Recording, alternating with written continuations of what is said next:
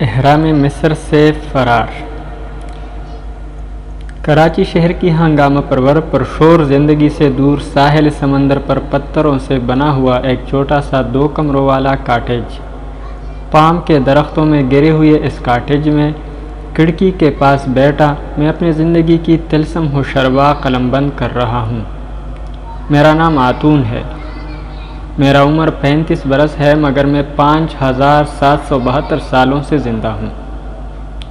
جو کوئی بھی کبھی میری اس داستان عجب کو پڑھنا شروع کرے گا تو میرے اس جملے پر آ کر حیرت کا اظہار کرے گا، وہ میرے اس جملے کی سچائی پر شک کرے گا۔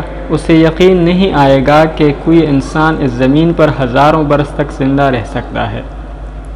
پہلے پہل مجھے بھی یقین نہیں آتا تھا، لیکن جب میری خوبصورت بیوی سمارا، جس سے میں بے حد محبت کرتا تھا، میری آنکھوں کے سامنے بوڑھی ہوتی گئی اور اس کے حسین ارغوانی رخساروں پر وقت کے نقوش پا کے لکیریں جریوں میں بدلتی گئی، اور میں اسی طرح 35 برس کا جوان رہا، اور میرے سارے دوست عزیز اور شاہی محل کے رشتہ داروں کے بال بڑھاپے میں برف کی طرح سفید ہو گئے، اور میرے سیاہ گنگریالے بالوں میں سفیدی کی ایک لکیر بھی نہ چمکی۔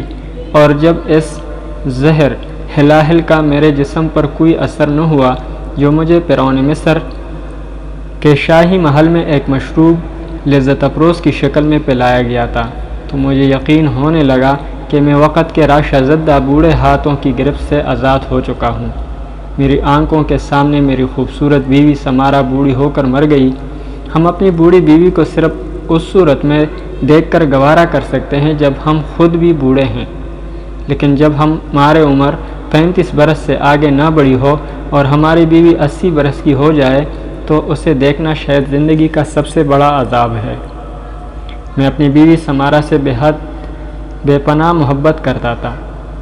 مجھے اس کے سیاہ بالوں میں دریائے نیل کے کنول کے پھولوں کی مہک آتی تھی، اور اس کے سرخ ہونٹوں میں خرطوم کے سچے گلاب سانس لیتے تھے۔ اور پھر جب میں نے سچے گلاب کے ان پھولوں کی پنکھڑیوں کو وقت کے صحرا میں ریت کے سیاہ زروں میں بدلتے اور کنول کے پھولوں کو دریائے نیل کی دلدل میں دم توڑتے دیکھا تو میں نے اپنی آنکھوں پر ہاتھ رکھ لیے۔ پھر ایک روز میں نے اپنی بیوی کو بھی فرعون مصر کے شاہی غلاموں کی ویراں قبرستان میں اپنی والدہ کی قبر کے پاس دفن کر دیا، اور تاریخ کی صفحات پر میرا حیرت انگیز ہزاروں برس کا سفر شروع ہو گیا۔ سمندر میری آنکھوں کے سامنے حد نگاہ تک پھیلا ہوا ہے۔ ہلکے سبز سمندر کی دیو فکر لہریں دور دور سے آ کر میرے کاٹیج کے آگے پیلے ہوئے ریتلے ساحل پر بچ جاتی ہے، اور میری زندگی کی تخیل افزا داستان کے ایک ایک ورق کو میرے سامنے کھول کر واپس چلی جاتی ہیں۔ آسمان پر بادل گہرے ہونا شروع ہو گئے ہیں، شاید آج موسلادھار بارش ہو۔ میری گھڑی سے پہر کے 4 بجا رہی ہے۔ میں اس کاٹیج میں بالکل تنہا رہتا ہوں۔ میں نے ابھی چائے کی ایک پیالی بنا کر اپنے پاس میز پر رکھی ہے۔ چائے کا رنگ گہرا ارغوانی ہے، جیسے سورج غروب ہو رہا ہے۔ اس کی خوشبو میں مجھے دریائے نیل کے کنارے اگی ہوئی مہندی کی جھاڑیوں کی یاد دلاتی ہے، جہاں میں بچپن میں کھیلا کرتا تھا۔ آج سے 6500 برس پہلے دریائے نیل کی مہندی کی جھاڑیوں کی خوشبو یہی وجہ ہے کہ میں صرف چائے شوق سے پیتا ہوں، حالانکہ میں بغیر کچھ کھائے پیے بھی زندہ رہ سکتا ہوں، کیونکہ موت کو میرے زندگی سے ایک خاص عرصے کے لیے جدا کر دیا گیا ہے۔ یہ عرصہ کتنے ہزار برس پر محیط ہے یہ میں نہیں جانتا۔ 6500 برس گزر گئے ہیں، اور میں صدیوں کی مسافت طے کرتا دیکھتا اس شہر تک پہنچ گیا ہوں۔ یہاں سے میرا واپسی کا سفر شروع ہو رہا ہے۔ مجھے ایک بار پھر ہزاروں برس کی تاریخ کی بوسیدہ اوراق میں سے گزرنا ہوگا، لیکن اپنی واپسی کا سفر شروع کرنے سے پہلے میں اپنی زندگی کے طلسم و شربا کو قلم بند کر دینا چاہتا ہوں۔ میرا کوئی بیٹا بیٹی نہیں تھی، اگر ہوتی بھی تو وہ اپنے باپ کی داستان حیات کے یہ اوراق پڑھنے کے لیے زندہ نہ ہوتی۔ پھر بھی میں محسوس کرتا ہوں کہ نسل انسانی کے سارے بچے میرے بیٹے بیٹیاں ہیں، اور میں یہ داستان انہی کے لیے لکھ رہا ہوں۔ یہ اگرچہ ایک ناچیز ورثہ ہے، مگر میرے پاس اس کے سوا اور کچھ نہیں ہے۔ شروع میں جب انسانی تہذیب کی تاریخ کو اونچی نیچی پر پیچ گاٹیوں میں میرے حیرت انگیز سفر کا آغاز ہوا تو مجھے راتوں کو خواب میں آوازیں آتی، آتون، ایک لامتناہی مدت تک تمہارے موت روک دی گئی، تم انسانی تاریخ کے ساتھ ساتھ زندہ رہو گے۔ میں ہڑبڑا کر اٹھ بیٹھا اور سوچتا، کیا ایسا بھی ہو سکتا ہے کہ ایک پانی انسان ہزاروں سال تک زندہ رہے؟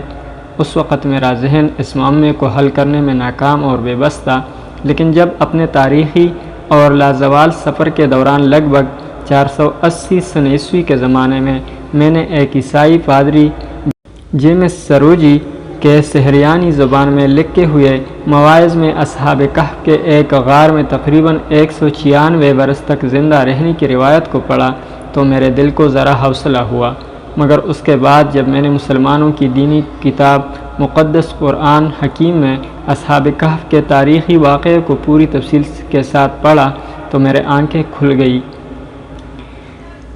پھر مجھے یقین ہو گیا کہ اگر خدا چاہے تو ایک انسان کو جب تک چاہے زندہ رکھ سکتا ہے، اور پھر قرآن حکیم میں بیان کردہ اس واقعہ نے میری حیرت کو یقین میں بدل دیا۔ میں جس قوم میں پیدا ہوا تھا وہ مظاہر فطرت اور بتوں کی پوجا کرتی تھی، سورج ان کا سب سے بڑا معبود تھا، لیکن میرے دل میں بچپن ہی سے جیسے کوئی مجھ سے آہستہ سے کہا کرتا تھا کہ سجدہ صرف خدائے واحد کو زیبا ہے، جو کل کائنات کا خالق ہے، اور یہ سارے بت جھوٹے ہیں۔ چنانچہ میں نے کبھی کسی بت کے آگے سر نہیں جھکایا تھا۔ مجھے زہر دینے کی ایک وجہ یہ بھی تھی کہ میں پرانا مصر کے دیوتاؤں کو تسلیم نہیں کرتا تھا اور ان کے آگے سر جھکانے کے بجائے راتوں کو اٹھ کر خدائے واحد کو یاد کرتا تھا اور اسی کی عبادت کرتا تھا۔ میں نے پہلی بار خلفائے عباسیہ کے دور اول میں قرآن حکیم پڑھا تو خدائے واحد کی حقیقت پر ایمان لے آیا، میرے دل کو تسکین ہوئی اور میں خدائے واحد کے حضور سجدہ ریز ہو گیا۔ احرام مصر سے فرار، ہزاروں سالوں سے زندہ انسان کی حیران کن سرگزشت، قسط نمبر 2 پڑھنے کے لیے اگلی قسط تک اجازت چاہتے ہیں۔ اللہ حافظ۔